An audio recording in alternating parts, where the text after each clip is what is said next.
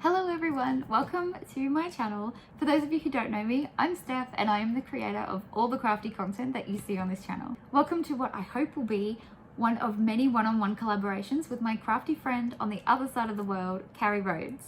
Carrie messaged me not long ago asking if I would like to be part of a little bit of a friendly competition just between her and I with our cutting machines.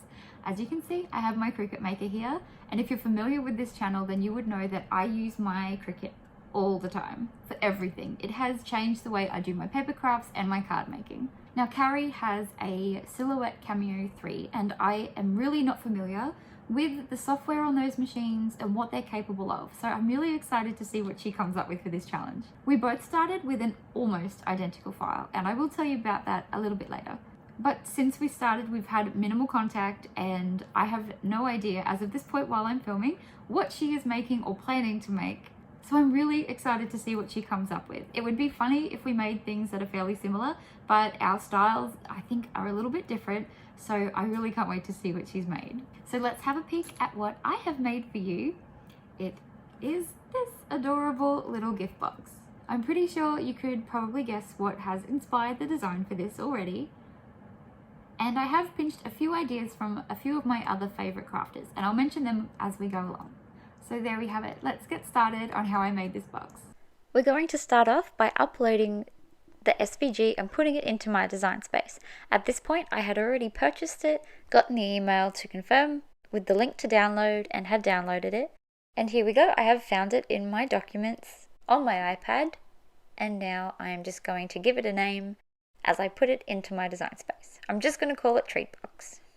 I'm going to be showing you quite a lot of editing an SVG like this in my design space. What I didn't know, because I had only shopped from this website for the first time to find this SVG, was that they actually sold an SVG that would have been the perfect shape.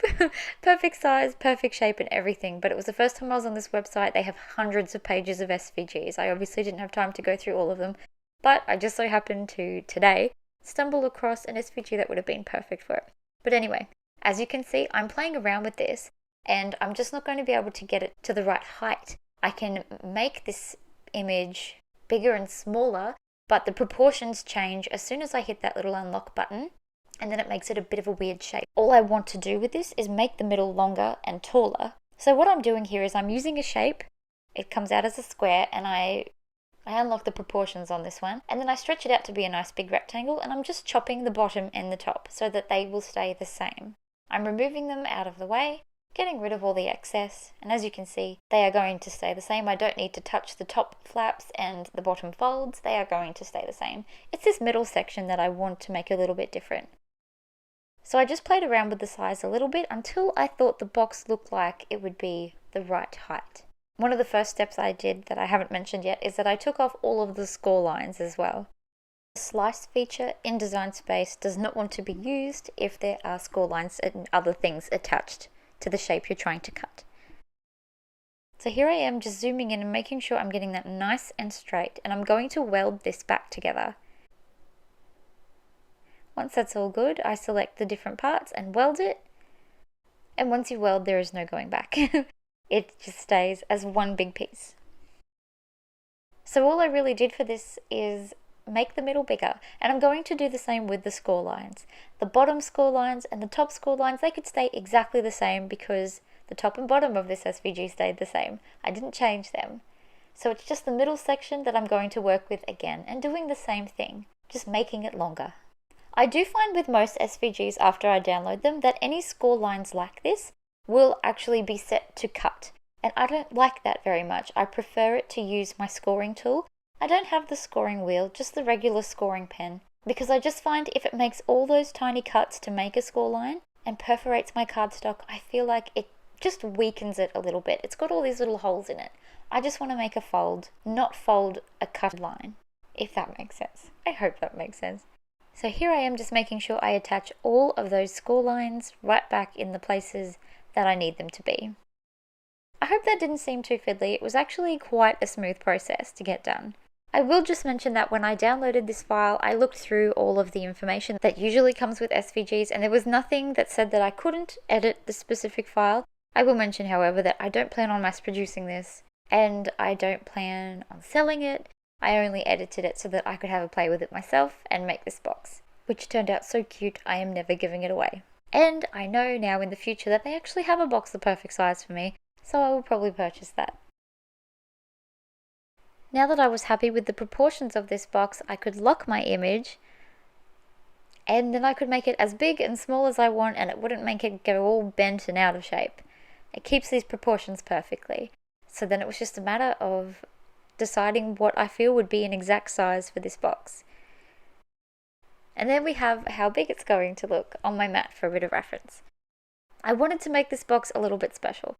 Now, if you couldn't already tell, I have based this off the Magical World's Every Flavour Bean box, but just a bit of a cutesy heart one instead of jelly beans. So I wanted to make windows in the sides of this box so that you could see the treats on the inside. For this, I selected a shape, this time a heart. I played around with the size and shape of the heart, and then I duplicated it, putting one on each of the box sides to make a window, and then I used the slice option so that it would cut the heart into the box.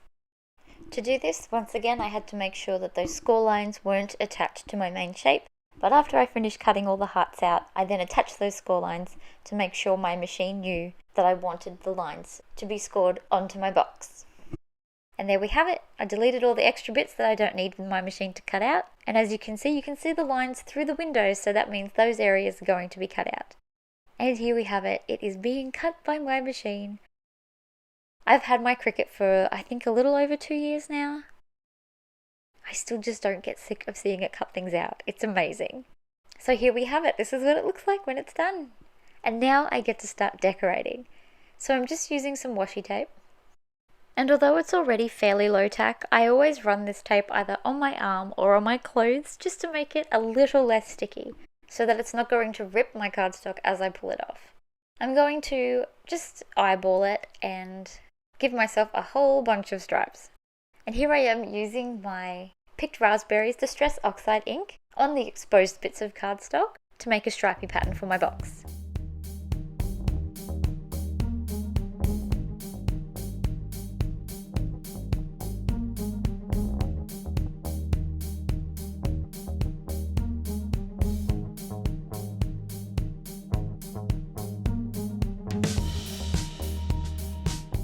Once that was done, I then grabbed my new Pretty Pink Posh border stamps using the hearts, and I'm going to stamp these while my tape is still down so that it's only being stamped on the areas that I have just inked up. My stamping platform came in handy for this because I did have to go over it a couple of times, and it helped me line things up so that I could keep everything nice and straight.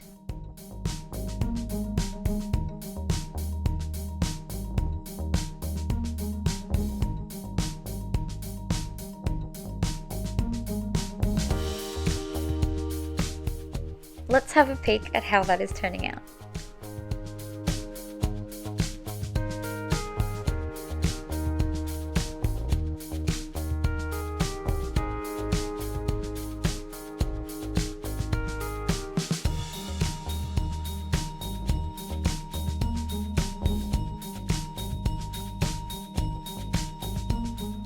Even though this design was too big for my stamping platform, I managed to do the other side of it simply by flipping it upside down, and continued to use that adorable heart stamp to fill in this pattern.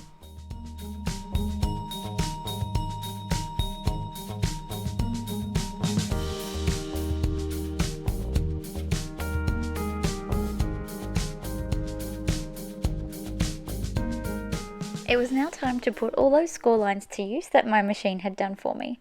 So here I am, just folding on those score lines and using this little tool to give me a good strong score line.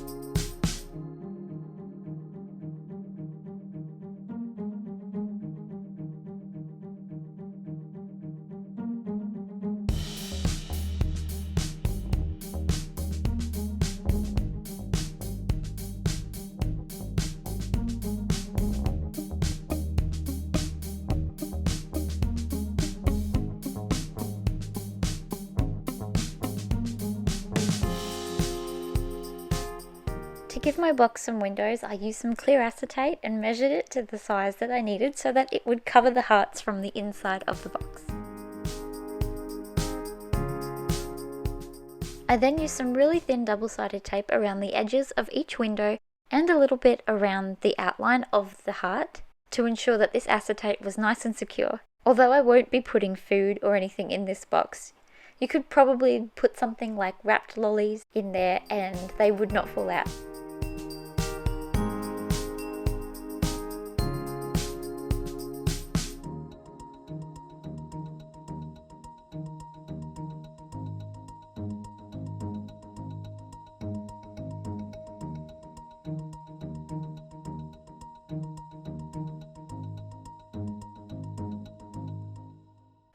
And now we finally move on to stamping. I feel like there has been a lot of work leading up until this point.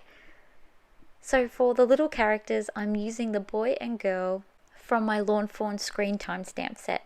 And this was inspired by Davina on Instagram. She goes by Popsicle Sticks. I've mentioned her before because I love her work. And she did a card a long time ago with an every flavour bean box. And she had the cute little kid on the top of the box with a little party hat. So that's where I got the idea for these two little cuties. I'm also going to be stamping a bunch of hearts from my Conversation Heart How You Been add-on set. I wanted the little people to hold these hearts, and I later stamped the big set of hearts from that same set, and that's what I'm going to be filling the windows with. And while I've got you here, before I leave you with more music while I colour these in, I thought, while I remember, that I'll tell you what happened with these SVGs. I'm not sure if it's because Carrie's cutting machine isn't the latest model or what the go is, but there was an update that she needed to do if she wanted to download to use cut files that I had suggested for this challenge. And it was a really expensive little upgrade. Definitely not worth paying that if these files are maybe only a couple of dollars each. So instead of me being a bit cheeky and saying maybe, I win by default because my machine can upload these images, she was able to actually find one in the Silhouette Design Studio, which is very similar. She sent me a photo of it and it looks almost identical. I haven't seen the file itself, just a picture of the folded box. So I'm really interested to watch her video and see what it looks like and how she uses it. And don't forget, this is a challenge just between the two of us, so make sure you check the description box here for the link to Carrie's video so that you can see what she did starting with the same design. And like I said, I hope we get to do many of these in the future. It's going to be interesting if we do another one and she picks the design. I would love to be challenged with something that I haven't seen before and work out a way to use it. So here I am just colouring these little cuties in with some alcohol markers and my Copics. And once I'm done there, I'm actually going to trim the lower half of their bodies.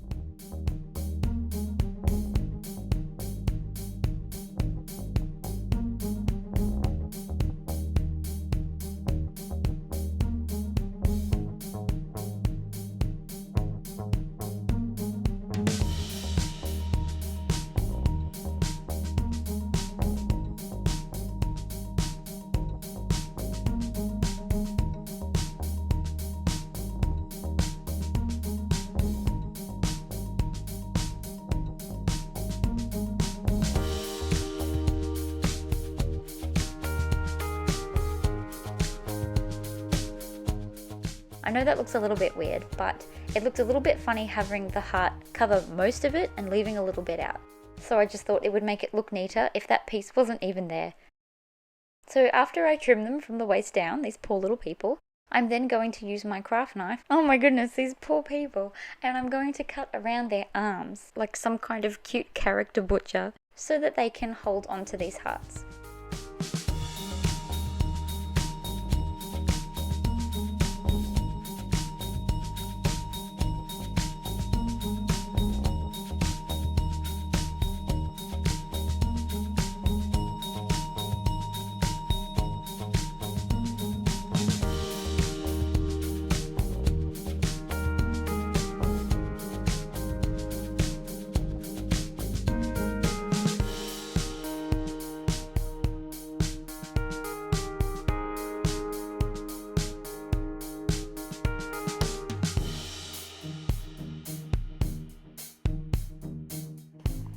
To decorate the windows of my box and to make it look full without actually having to put anything inside it, this is where I stamped that big stack of conversation hearts. And I did this 4 times and coloured it in the same way 4 times, one for each window.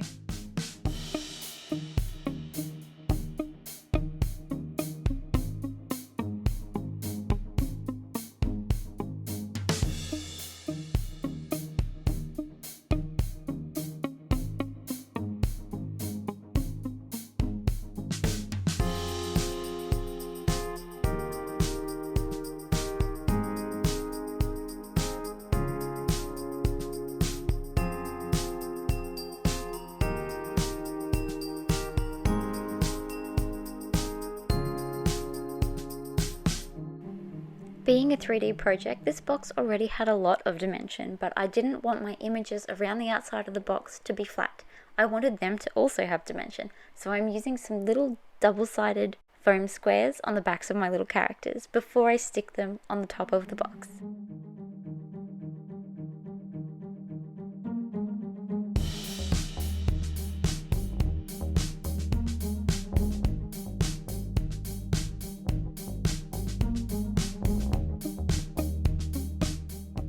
I flipped my box over, put a tiny bit of glue around the heart windows, and then I put my pile of cute heart lollies face down so that you could see them through the windows.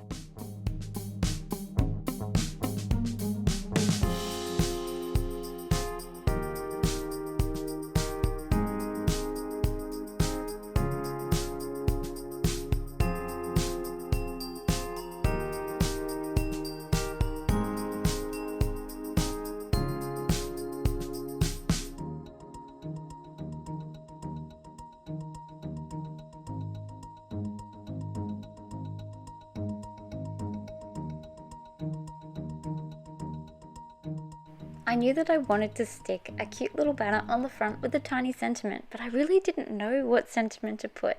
After I went through all of my stamps, I found "You're the Sweetest." This is from a much older stamp set, and I had to bend the stamps before I put them on my stamping platform so that they would fit the curve of this banner. I feel like it fit perfectly in the end.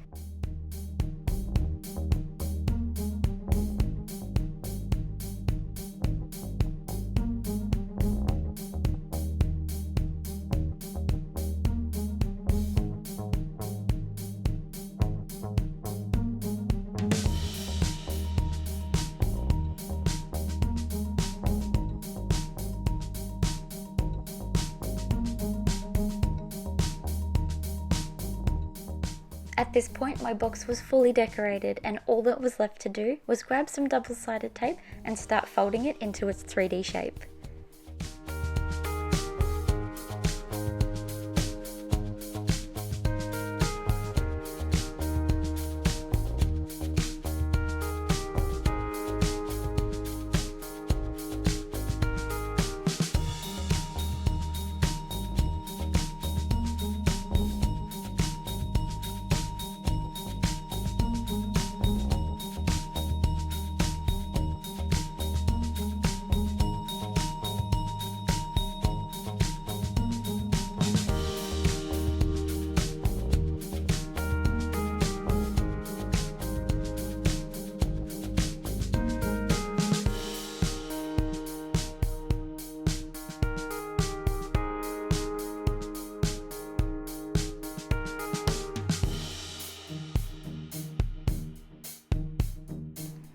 The last step on this box was to add ribbon through the holes at the top and tie it up.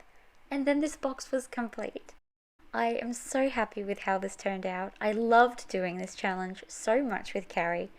I hope you'll hop over to her video and have a look at what she made with the same file. If you like this video, please don't forget to give it a thumbs up, and please don't forget to subscribe if you'd like to see more work like this. I'll leave you with some photos of the completed project. Thank you so much for watching. I'll be back soon with some more tutorials. Bye for now.